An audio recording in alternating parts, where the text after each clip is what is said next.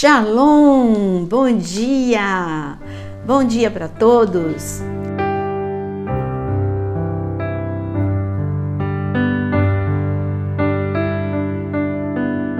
Eu vou fazer uma pergunta para você. Qual é a tua dependência do teu celular?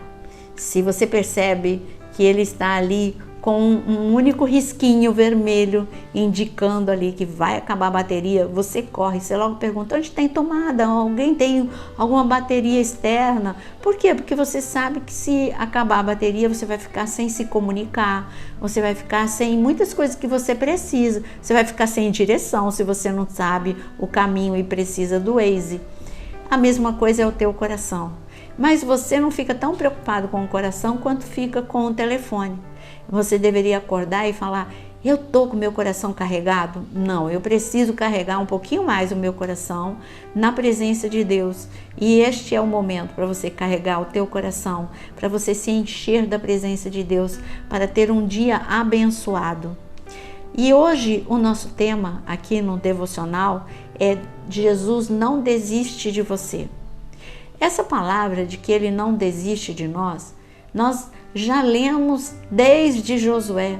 O Senhor falou para Josué: Josué, não adianta, eu não vou te deixar, eu não vou te desamparar, eu não desisto de você, Josué. Por isso não tenha medo, Josué. Seja forte, seja valente, seja corajoso. Então a gente já sabia desde o Antigo Testamento de que Deus nunca desiste de nós. Mas a passagem que eu quero ler hoje está em Marcos capítulo 16. Em Marcos capítulo 16, Jesus já tinha morrido e ele já tinha ressuscitado. As mulheres, não sabendo que ele tinha ressuscitado, elas foram para tratar do corpo de Jesus domingo, na primeira hora da manhã. Mas quando lá chegaram, o túmulo estava vazio. E o que elas encontraram? Elas encontraram um anjo. E o anjo deu um recado. Presta atenção neste recado. E o recado do anjo é o seguinte: em Marcos capítulo 16, está escrito no versículo 6. Ele, porém, lhes disse: não tenham medo. Vocês procuram Jesus o Nazareno, que foi crucificado? Ele ressuscitou, não está aqui. Vejam o lugar onde o tinham colocado. Mas vão e digam aos discípulos dele e a Pedro que ele vai adiante de vocês para Galiléia. Lá vocês o verão, como ele disse. As mulheres, elas tiveram várias experiências aqui. A primeira experiência foi saber que Jesus tinha ressuscitado. Elas souberam de primeira mão ali.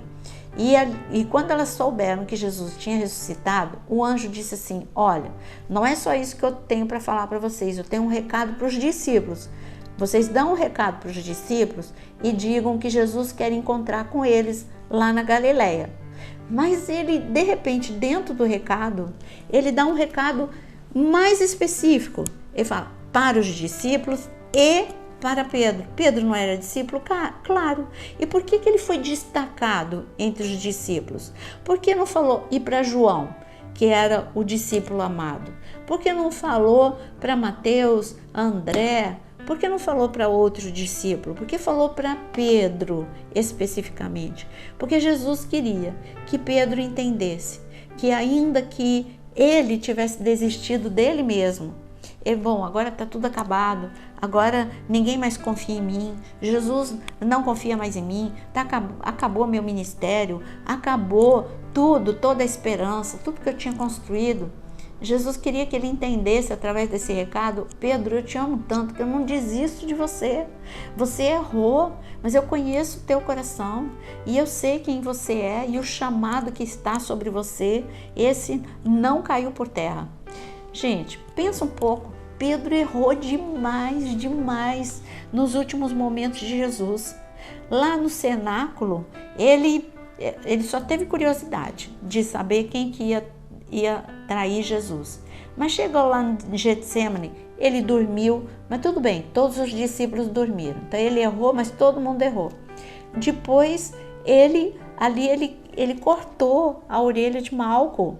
Esse foi o segundo erro. O primeiro erro no Getsemane foi dormir. O segundo erro foi cortar a orelha de Malco. O terceiro erro foi fugir.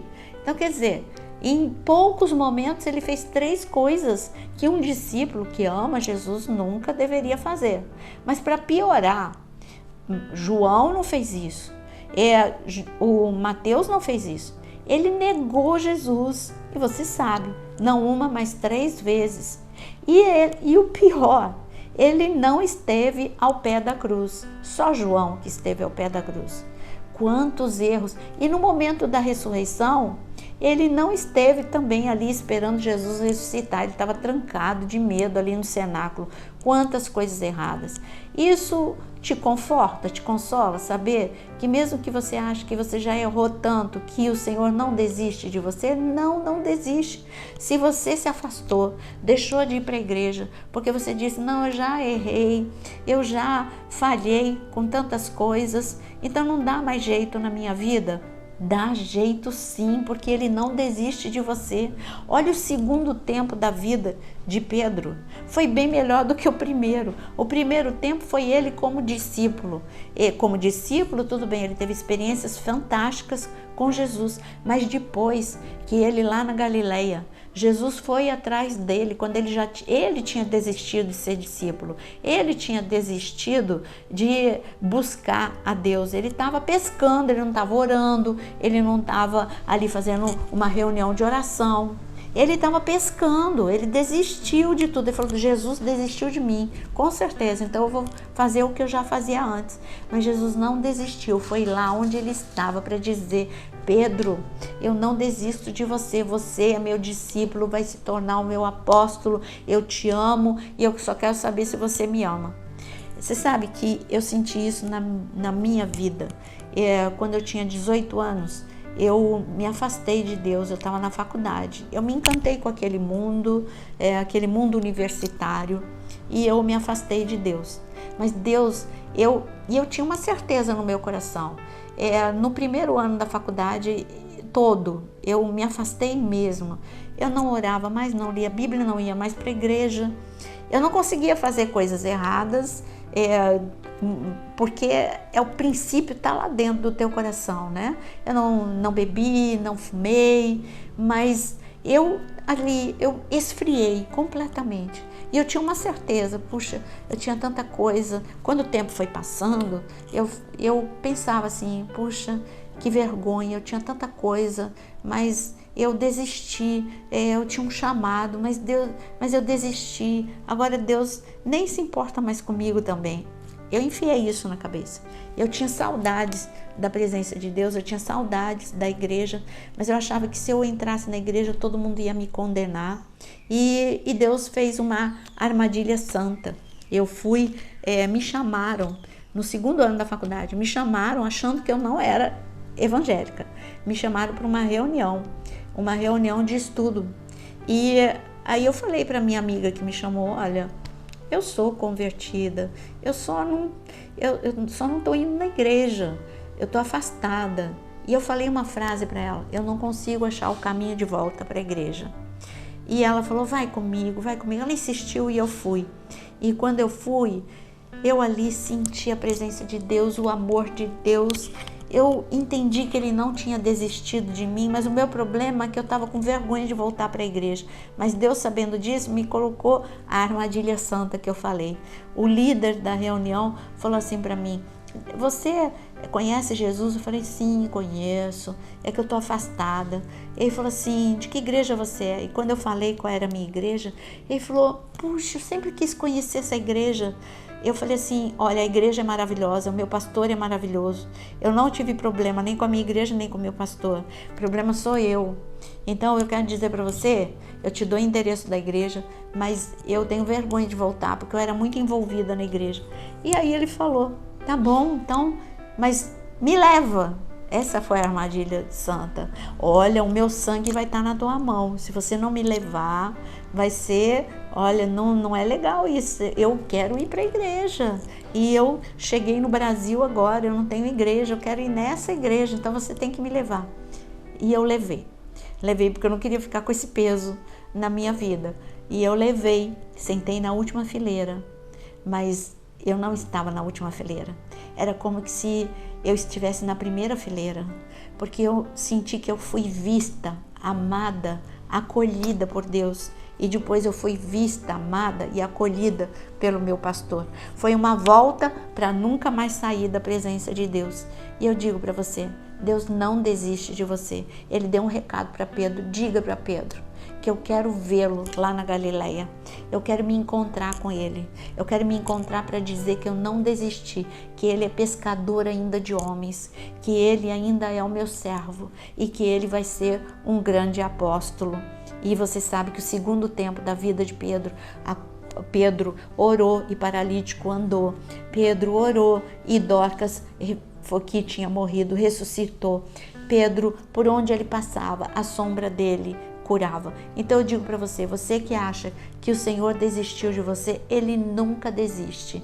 E Ele pode transformar hoje a sua vida melhor ainda do que o momento em que você o encontrou pela primeira vez. Então se agarre agora à presença de Deus, e porque Ele não desiste de você, assim como Ele não desiste de ouvir a tua voz, e Ele quer ouvir a tua voz. Faça uma oração de retorno para a presença de Deus e também faça uma oração apresentando todas as suas angústias e aflições diante do Senhor, porque Ele com certeza está te ouvindo. Pega o seu caderno de oração, escreva aqui nos comentários e vamos orar neste momento. Senhor, Deus amado, olha agora para o coração de cada um. Senhor, que eles possam ouvir a Tua voz neste momento, porque o Senhor está dizendo o mesmo que disse para Pedro e o mesmo que disse para Josué: eu não desisto de você, eu te abraço hoje, neste momento, e declaro que você é meu filho amado, você é minha filha amada. Eu tenho um propósito com a tua vida e eu te levanto, você que está caído, e eu te animo, você que está desanimado. Eu coloco força no teu coração agora, porque da fraqueza o Senhor pode transformar em força. O Senhor é o Deus Todo-Poderoso. Senhor, eu quero clamar também por aqueles que estão colocando causas impossíveis diante de ti. Ouve este clamor, ouve o gemido dos corações. Senhor, estende a tua destra poderosa para agir, sabendo que agindo Deus, ninguém pode impedir, sabendo que quando o Senhor estende a tua destra, ninguém pode encolher a sua destra. Vem, Senhor, e que a teu poder seja manifestado no dia de hoje, em nome de Jesus. Amém. Que o Senhor te abençoe e que a graça de Deus esteja com você o dia todo, em nome de Jesus. Amém.